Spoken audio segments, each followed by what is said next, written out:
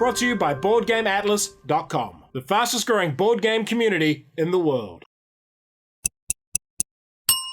Kia ora koutou and welcome to Rurik, Dawn of Kiev in about 3 minutes. Review copy used. It is a game for 1 to 4 players. It has a solo mode using automa cards. Playing time's around 90 minutes. It's a moderately complex game. It's the 11th century and Vladimir the Great is dead. You are his heirs and successors, and as the empire descends into chaos, you are making your claim on the crown. Will you become the Grand Prince or Princess of Kiev? You win if at the end of 4 rounds you have the most points. You gain points by advancing on these tracks, fighting other players, and completing public and private goals. Competitive. Only one player can be the successor to Vladimir the Great. Area control. Having units and buildings and regions will help you win the game. Auctions and worker placement. Rurik's core action mechanic involves placing workers on these tracks and paying to increase their value. Player turn. The core of Rurik is its action selection system. Each player starts with 4 different workers and will gain up to 2 more during play. Each has a number on them. This number represents both their bidding value and the order they resolve in. There are 6 actions, which I will detail later, but the higher you are on an action track, the more efficient that action is. Players will alternate placing workers one at a time. If the worker you place has a high value, it will push the lower value worker down the track. If the values are tied or lower, it is placed on the first empty space. You can spend coins to increase a worker's value by 1 per coin spent. Keep placing and moving workers until all players run out. Then resolve each action, starting with the first player's number 1 worker and going through to the last player's number 5 worker. Some of these actions will require you to spend coins. Muster allows you to place 1 soldier per muster symbol in an area where you have a soldier or building already. Move allows you to move as many spaces as the symbol shown. This movement can be split as you see fit, and 1 unit may make multiple moves. Combat allows you to make as many attacks as the symbol shown. You can attack rebels, removing 1 for each attack. If you do, flip them over and claim the reward under their base. Or you can attack an opponent, removing 1 of their soldiers. You will also have to draw a number of scheme cards, and if you draw one with this symbol, you will also lose a soldier. Tax allows you to gain a resource from a region. If you rule that region by having more forces than your opponents, it costs you 1 tax symbol. If you have a market, you will get extra rewards, and you can tax an area you don't control for 2 tax symbols. Tax goods go onto your trade boat, and any filled columns will grant you income at the end of the turn. Build allows you to place buildings. Strongholds help you rule and defend regions, while churches convert opponent soldiers. Only 1 of each type of building can be in a region, but multiple players can have buildings in the same region. The final action allows you to draw and keep scheme cards, which can be played as additional actions based on their symbols in later turns. Why would you like this game? I focused a lot on the action programming mechanic, and that's because I think this is an exceptional game system. It's simple to comprehend, yet will cause steam to come out of your ears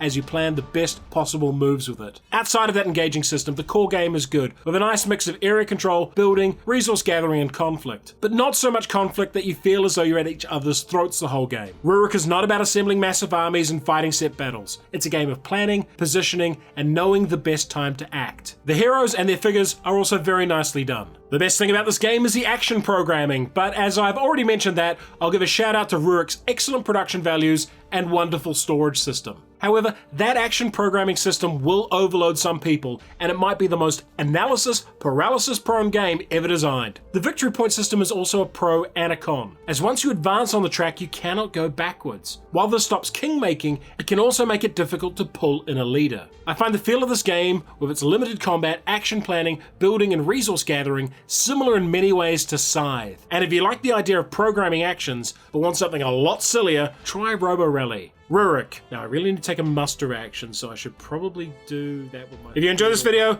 like it, subscribe to the channel, and support us on Patreon. I get a bonus there, so I'll have to place my 1